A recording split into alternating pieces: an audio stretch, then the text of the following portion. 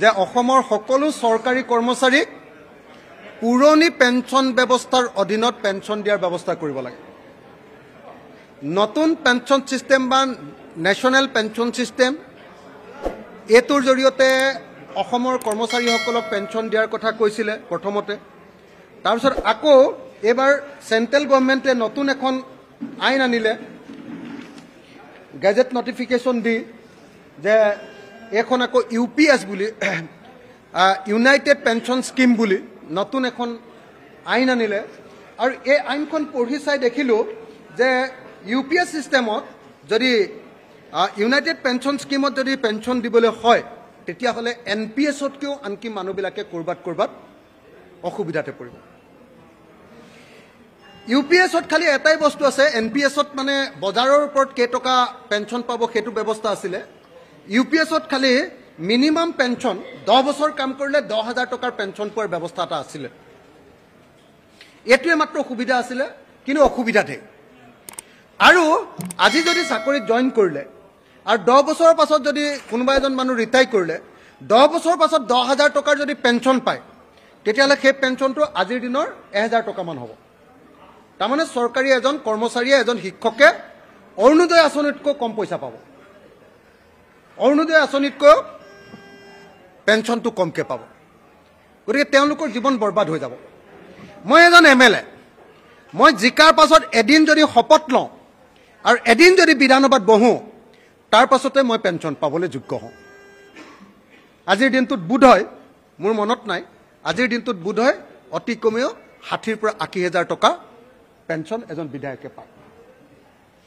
কিন্তু গোটেই বছৰ 65 বছৰলৈকে চৰকাৰী চাকৰি কৰি 30 বছৰ 35 বছৰ 25 বছৰ 20 বছৰ চৰকাৰী চাকৰি কৰি এজন চাকৰিয়ালে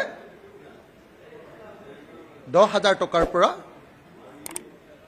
আৰু কেইটকালৈকে পাব সেইটো মানে ফিক্স নহয়, সেইটো পাব।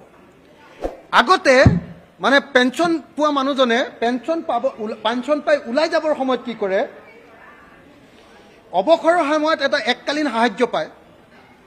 সেইটো এজনে 35 লাখ 40 লাখ এনেকৈ টকা পায়। কিন্তু এতিয়া অৱসৰৰ সময়ত এজন শিক্ষকে পইচা পাব কিমান জানেনে? 10 বছৰ কাম কৰিলে 1,38,700 টকামান, 20 বছৰ কাম কৰিলে 2,75,400 টকামান, আৰু 25 বছৰ কাম কৰিলে এককালীন সাহায্য পাব। এককালীন সাহায্য পেঞ্চন পোৱাৰ পাছত এককালীন সাহায্য পাব মাত্ৰ 3,44,250 টকা। আনকি GPFৰ ব্যৱস্থাও নাই এই ব্যৱস্থাত UPSত, আৰু গ্ৰেচুইটিৰ ব্যৱস্থা নাই। আৰু আটাইতকৈ ডাঙৰ কথা যে 10 বছৰৰ মূৰে মূৰে যে আমাৰ দৰমহা আয়োগ বহে, আৰু দৰমহা আয়োগ বাঢ়িলে যে দৰমহা যেনেকৈ বাঢ়ে পেঞ্চনো বাঢ়ে, ইয়াত সেই পেঞ্চন বঢ়াৰ ব্যৱস্থাটো নাই। গতিকে পেঞ্চন বঢ়াৰ ব্যৱস্থাটো নাই কাৰণে 10 বছৰৰ পাছত যেতিয়া ৰিটায়াৰমেণ্ট কৰিব 10,000 টকাৰ যদি পেঞ্চন পায় তেতিয়াহ'লে সেই 10,000 টকাটো মই আকৌ কৈছোঁ যে 1,000 টকামান হ'ব আজিৰ দিনত। তেতিয়া অৰুণোদয়তকৈ কম পেঞ্চন পাব। অৰুণোদয় 1,250 টকা, আজিৰ দিনৰ 1,250 টকা, তাতকৈ কম 1,000 টকামানহে পাব। গতিকে এইটো এটা ভয়ংকৰ কথা। আৰু পতি বা পত্নীক যিটো পেঞ্চন দিব সেইটো 60%হে দিব। গিৰিয়েক ঢুকালে ৱাইফক মানে পৰিয়ালৰ যিটো পেঞ্চন সেইটো কমকৈ পাব।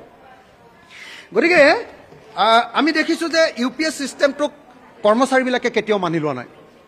সমগ্ৰ ভাৰতৰ ৰাজ্যিক আৰু কেন্দ্ৰীয় চৰকাৰৰ কৰ্মচাৰীবিলাকে কৈছে যে আমাক UPS চিষ্টেমত আমাক পেঞ্চন নালাগে, আমাক OPS পুৰণি পেঞ্চন ব্যৱস্থাৰ জৰিয়তে আমাক পেঞ্চন লাগে। আজি মই এই পেঞ্চন ব্যৱস্থাৰ সপক্ষে দাবী উত্থাপন কৰিছিলোঁ যে OPS দিব লাগে। আৰু মোৰ দাবীৰ সপক্ষত আপোনালোকে দেখিছিলে যদি CPIMয়ে বক্তব্য দাঙি ধৰিছিলে, কংগ্ৰেছে বক্তব্য দাঙি ধৰিছিলে, আৰু আমি দেখিছিলোঁ যে AIDFে বক্তব্য দাঙি ধৰিছিলে। আৰু এই তিনিওটা দলে একদম থিয় হৈ মোৰ সৈতে 4টা দল, ৰাইজৰ দলৰ সৈতে 4টা দল, সৰ্বমুঠ 4টা দলে আমি ডিভিজন বিচাৰিছিলোঁ, ভোট বিচাৰিছিলোঁ। যেতিয়া চৰকাৰে ক'লে যে OPS দিয়া নহ'ব, আমি ক'লোঁ যে OPS দিব লাগিব। চন্দ্ৰমোহন পাটোৱাৰীয়ে ক'লে কাৰোবাক লাগিলে আমি NPS দিম, আৰু NPS নালাগে আমি UPS দিম, আমি কোনো পধ্যে OPS নিদিওঁ। তেতিয়া আমি ক'লোঁ যে বিধানসভাত ভোট হ'ব লাগে, ভোটৰ ব্যৱস্থা আছে। উপাধ্যক্ষ মহোদয়ে আপোনালোকে জানে যে ৰুলছ এণ্ড প্ৰচিডিঅ'ৰ অনুসৰি বিৰোধীয়ে যদি কোনোবাই বিধায়কে যদি ডিভিজন বিচাৰে ভোট বিচাৰে যে এই প্ৰস্তাৱটোৰ ওপৰত ভোট হ'ব লাগে তেতিয়াহ'লে ভোট দিয়াটো বাধ্যতামূলক কিন্তু দুৰ্ভাগ্যজনকভাৱে আজি ডেপুটি স্পিকাৰে আমাক কোনো পধ্যে ভোট দিবলৈ নিদিলে আৰু মোক বাহিৰ কৰি দিলে গোটেই অপজিশ্যনে ছাপৰ্ট দিয়াৰ পাছতো মোক বাহিৰ কৰি দিলে গতিকে এইটো এটা অত্যন্ত দুৰ্ভাগ্যজনক ঘটনা বুলি মই ভাবোঁ মই এই মুহূৰ্তত সকলো কৰ্মচাৰী কেন্দ্ৰীয় চৰকাৰৰ কৰ্মচাৰী আৰু ৰাজ্যিক চৰকাৰৰ কৰ্মচাৰী সকলোকে অনুৰোধ জনাইছোঁ আহক আমি সকলোৱে মিলি বিজেপি চৰকাৰৰ বিৰুদ্ধে প্ৰবল প্ৰতিবাদ গঢ়ি তোলোঁ আৰু যেতিয়ালৈকে আমাক পুৰণি পেঞ্চন ব্যৱস্থাৰ অধীনত পেঞ্চন নিদিব নিশ্চিত পেঞ্চন নিদিব তেতিয়ালৈকে আমি সকলোৱে প্ৰতিবাদ সাব্যস্ত কৰোঁ আনকি জিপিএফৰ ব্যৱস্থাও নাই এই ব্যৱস্থাত ইউপিএছত আৰু গ্ৰেচুইটিৰ ব্যৱস্থা নাই আৰু আটাইতকৈ ডাঙৰ কথা যে 10 বছৰৰ মূৰে মূৰে যে আমাৰ দৰমহা আয়োগ বহে আৰু দৰমহা আয়োগ বাঢ়িলে যে দৰমহা যেনেকৈ বাঢ়ে পেঞ্চনো বাঢ়ে ইয়াত সেই পেঞ্চন বঢ়াৰ ব্যৱস্থাটো নাই গতিকে পেঞ্চন বঢ়াৰ ব্যৱস্থাটো নাই কাৰণে 10 বছৰৰ পাছত যেতিয়া ৰিটায়াৰমেণ্ট কৰিব 10,000 টকাৰ যদি পেঞ্চন পায় তেতিয়াহ'লে সেই 10,000 টকাটো মই আকৌ কৈছোঁ যে 1,000 টকামান হ'ব আজিৰ দিনত তেতিয়া অৰুণোদয়তকৈ কম পেঞ্চন পাব অৰুণোদয় 1250 টকা আজিৰ দিনৰ 1250 টকা তাতকৈ কম 1,000 টকামানহে পাব গতিকে এইটো এটা ভয়ংকৰ কথা আৰু পতি বা পত্নীক যিটো পেঞ্চন দিব সেইটো 60%হে দিব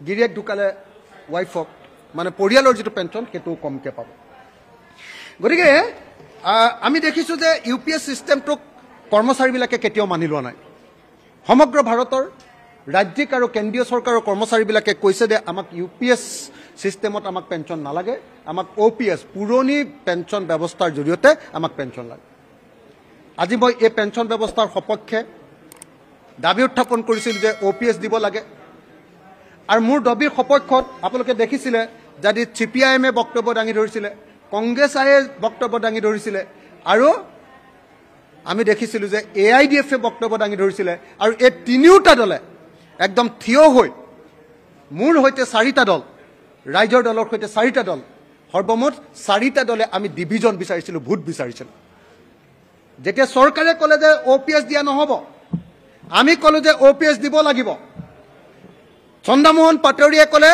কাবাক লাগিলে আমি NPS দিম আৰু NPS নালাগে আমি UPS দিম আমি কোনো পধ্যে OPS নিদিওঁ তেতিয়া আমি ক'লোঁ যে বিধানসভাত ভোট হ'ব লাগে ভোটৰ ব্যৱস্থা আছে উপাধ্যক্ষ মহোদয়ে আপোনালোকে জানে যে ৰুলছ এণ্ড প্ৰচিডিঅ'ৰ অনুসৰি বিৰোধীয়ে যদি কোনোবাই বিধায়কে যদি ডিভিজন বিচাৰে ভোট বিচাৰে যে এই প্ৰস্তাৱটোৰ ওপৰত ভোট হ'ব লাগে তেতিয়াহ'লে ভোট দিয়াটো বাধ্যতামূলক কিন্তু দুৰ্ভাগ্যজনকভাৱে আজি ডেপুটি স্পিকাৰে আমাক কোনো পধ্যে ভোট দিবলৈ নিদিলে আৰু মোক বাহিৰ কৰি দিলে